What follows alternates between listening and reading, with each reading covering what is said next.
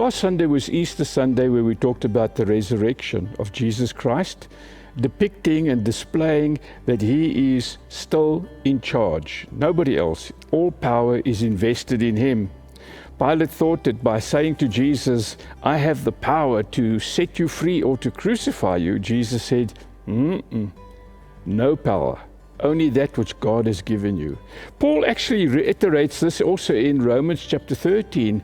And sometimes this could be a troubling verse of scripture for many of us, especially in the days that we're living in, when he says all authorities, governing authorities, have been established by God. But to leave that aside for a minute, I want to take us back to a portion of scripture that I dealt with some time ago in Mark chapter 4, where Jesus is asleep in the boat and the storm rises up, the waves are swamping the boat. The seasoned sailors and seamen, the disciples, are fearing for their lives. They wake Jesus up and they say, don't you care that we're going to drown? We know what Jesus told them about why are you fearing and a little faith, and then he turns around and he calms the storm.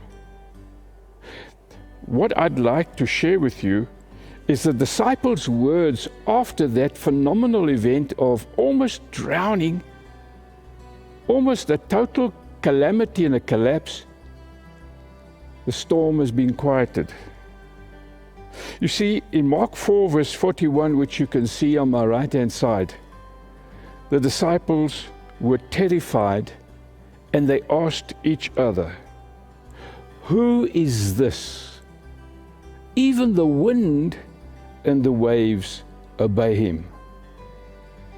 Who is this?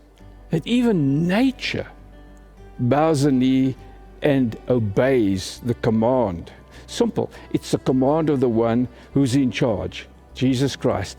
Paul, as a matter of fact, in Ephesians 1 verse 21, and you'll see the amplified version on the screen behind me, Paul's talking about Christ who's at the right hand of God the Father. Now he talks about why he is in rulership, and he says the following. He says, far above all rule and authority and power and dominion and every name that is named, above every title that can be conferred. Let's stop for a minute. Every title.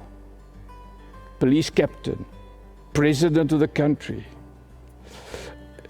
Secretary General of the World Council. Every name. For those who are filled with conspiracy theories, how about the Illuminati? How about all these things, Satan and his dominions that are in charge? Everything that has a title, not only in this age, Paul says, and in this world, but also in the age and the world which is to come, 21st century, where we're living in.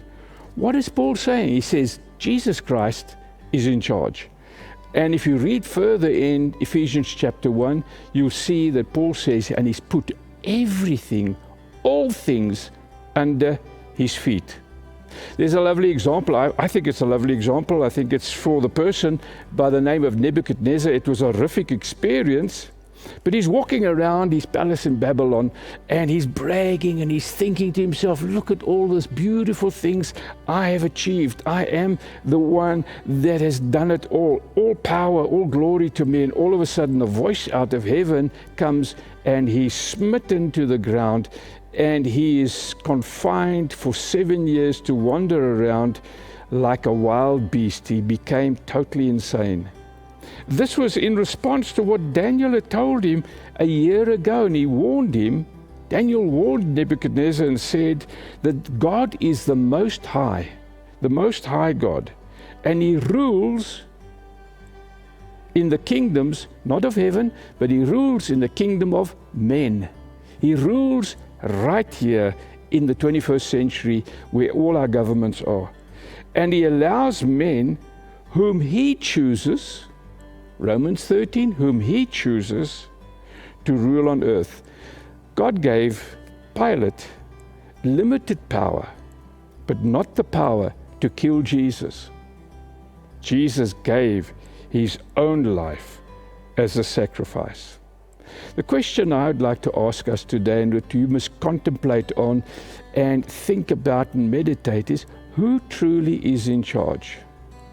To me, there's a lovely scripture in the book of Revelation 1 verse 5. It says, Jesus Christ is the ruler of the kings of the earth, of all authorities, all power. Jesus Christ is in charge. Bless you as you meditate upon this. See you on Sunday.